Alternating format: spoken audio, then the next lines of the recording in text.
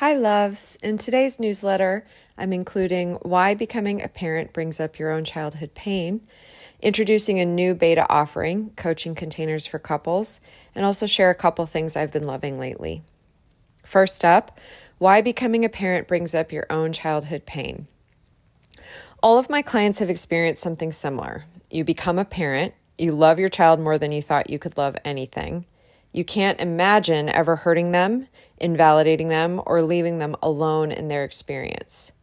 You're exhausted trying to do your best to raise what seems like a wild animal so they become a kind and compassionate human being who will contribute to their community. And on top of all of that, you get hit in the face with your own childhood pain and the ways that your parents failed you as a child. You think to yourself, how could my parents have treated me in XYZ ways?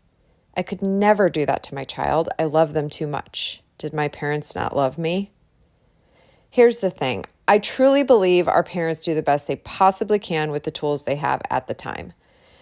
I think something important to keep in mind is that the context of parenting has altered drastically in our lifetime and even more so over the last century. Let's look at a brief history of the last 100 years of parenting. From the 1920s to 1940s, the key idea was behaviorism and don't spoil the child. The main points of this movement was children should be trained with routine, restraint, and minimal coddling. Affection could be seen as risky spoiling. There was an emphasis on compliance over connection. Short-term obedience often was at the cost of emotional attunement. Then in the late 1940s and 60s, the theme was Dr. Spock and the humanizing turn. The key concepts from this era was trust your instincts, be warm and responsive. Dr. Spock's Baby and Child Care in 1946 massively reshaped middle-class guidance, normalizing affection, flexibility, and reading the child. There's more of an emphasis on parent-child warmth and individualized care and less rigid scheduling. Then in the 1950s through 70s, attachment theory arrives. Secure attachment, which includes consistent, sensitive caregiving, supports healthy development. Bowlby and Ainsworth research shifted attention to the child's emotional bond with caregivers. Practices that foster responsiveness gain scientific footing, which included soothing, picking up crying infants, and secure attachment links to better socio-emotional outcomes.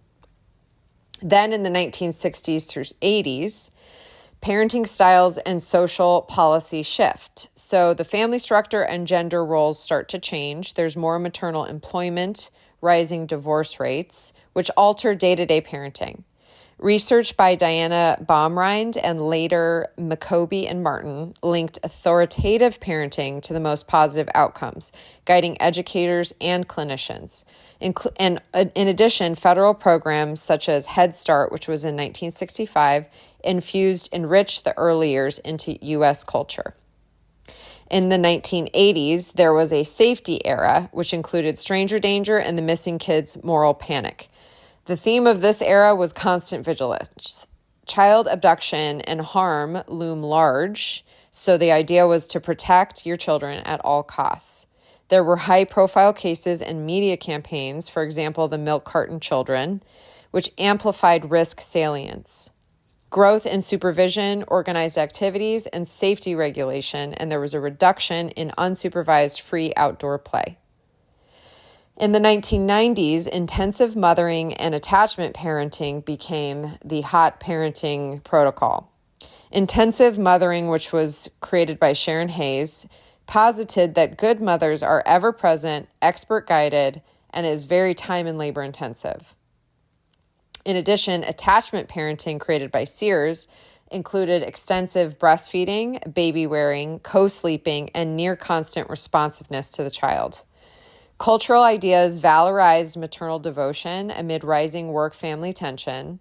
There were higher expectations and guilt load on mothers and benefits from sensitivity and connection, but real risk of burnout and inequality in who can actually perform these ideals.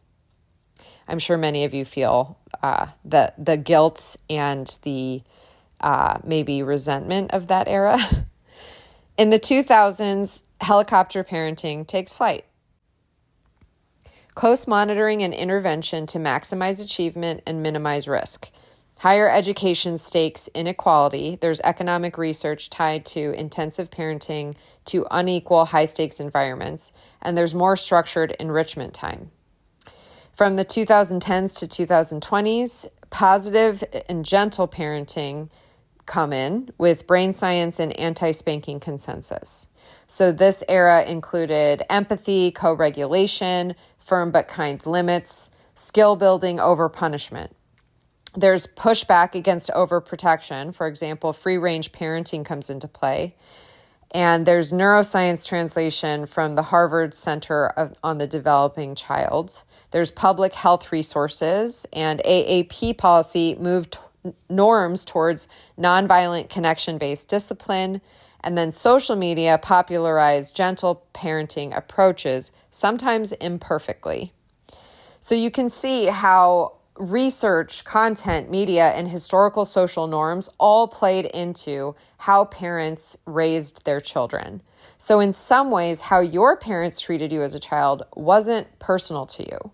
It included many factors such as social context, cultural and social influence, how they were parented, their own personal strengths and weaknesses, what kind of content they were consuming, who their friends were, etc. And even though in some ways how your parents treated you as a child wasn't personal to you, the impact of how they parented you is highly personal to you. You did not get everything that you needed as a child, full stop. No child does, at least not in the single-family home society that we're currently living in. It is impossible for any adult to give each child in the home what they need all the time. Working parents, the stresses of running a household, multiple children, and not living in multi-generational homes anymore where children have multiple adults who can attune to them and meet their needs, all of these things contribute to the phenomenon. When you recognize the ways you were failed as a child, this is good information to have. Parenting shows you where your deepest wounds are and what there is for you to heal.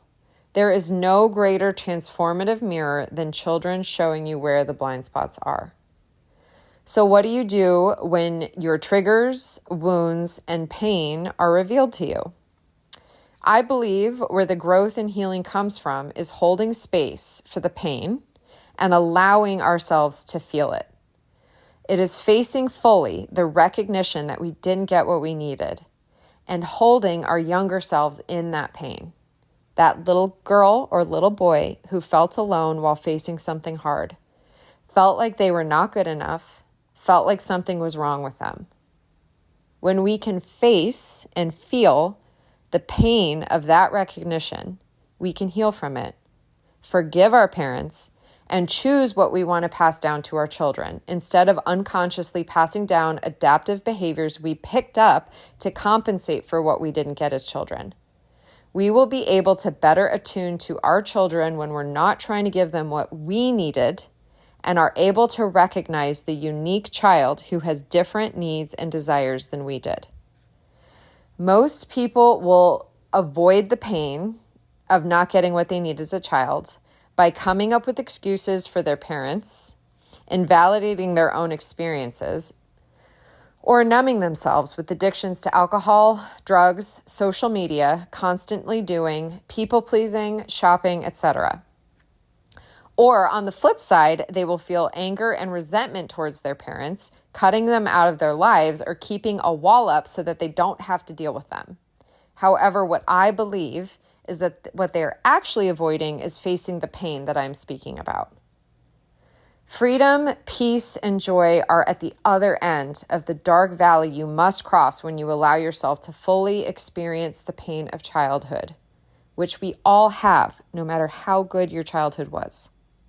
I know because I have spent the last 11 years crossing this valley myself, doing deep work to heal my childhood wounds, reparent myself, and learn how to give myself what I need. We are the only ones who really can. You are the person you've been waiting for. If you need support in navigating that valley, that is what I do. It is my gift, my passion, and my honor to hold space for you so you can feel your feelings and cultivate deeper love, joy, and peace in your life. Reach out by replying to this email if you need support in this. Next is my new beta offering, Coaching Containers for Couples.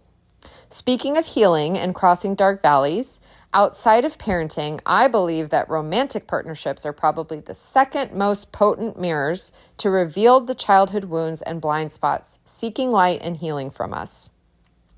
Because of this, I'm searching for 3 couples to try out a new offering that I am designing, Coaching for Couples. This offering has come out of what I've witnessed in coaching moms, my own personal relationship experience, and how I've been unofficially supporting friends in their own relationships. Empowering women and mothers is one thing, but I'm seeing more and more the need for both parents to do their own personal work, plus work on the relationship together, which is really what creates the emotional environment of the home and impacts children's development, conditions them for their future relationships in life, and influences their attachment styles. The intention of this offering is to support couples in eliminating resentment, deepening intimacy, and modeling healthy relationship dynamics for their children. The container will include customization depending on what each couple needs. However, this is the structure I am starting with. It's going to be a 6-month container with clear goals and intentions. There will be an intensive intake, including questionnaires, surveys, and individual plus couple sessions, meaning I will have individual coaching sessions with each person, as well as a couple session just for their intake. And then each month there will be 2 individual sessions per person, plus 1 or 2 couple sessions. There will be practical tools that you'll receive to practice in between sessions, and you'll get unlimited support via email or Voxer, which is a voice memo and text app. I'm offering the initial beta program at a significant discount in exchange for partnership to co-create and explore the container together to benefit other future couples. So if you're an early adopter and you feel called to make a difference for others through your own experience, please reply to this email. Things I'm loving lately. I just recently bought this natural deodorant. It's called Routine, and it works so well. I bought the cream deodorant in a jar, but they also make sticks. It's better than any other natural deodorant I've tried, and believe me, I've tried a lot of them. What I look for is the ability to eliminate or cover up body odor, but I also really like a good smell. But I don't want synthetic fragrances because they can be hormone disruptors. So Routine hits all of those buttons, and they have so many different scents that you can choose from. They even include kits that you can buy to try mini versions of several different scents. And bonus, they make lines of other products in the same scent. So if you love your scent, you can get shampoo, conditioner, body oil. They have a solid botanical perfume that's fragrance free, which I am excited to try once I hone in on the right scent. So anyway, check out their site. They are based in Canada, so their shipping costs have gone up significantly with the tariffs, but you can order them on Amazon if you have Amazon Prime and get free shipping. Second thing I'm loving, recently I tried these kimchi pickles from Cleveland Kimchi, which is my favorite kimchi brand. Highly recommend their kimchi as well. They sell both the kimchi and the pickles at Target, and they were so good. They're great toppers. You can put them on sandwiches. I put them on a like little Asian rice bowl. And then I also just loved putting like the fermentation liquid that has like shredded carrots on top of my rice bowls, and it gave it some extra flavor and spice. So highly recommend both of those items. These are things that I just share that I love. It's not like promotional or anything like that. I just have been loving them. Wishing you a peaceful fall with an invitation from the season and the energy of the season to slow down, release what is dying, and prepare for hibernation. Love, Kara. P.S. I would love to reach more women who need my support. If you know anyone who might enjoy or benefit from this newsletter, please forward them this email. Your endorsement means the world to me. My mission is empowering women to realize their magic and live from the heart. I help conscious moms feel their feelings so they can live joyfully, break cycles, and raise a thriving society.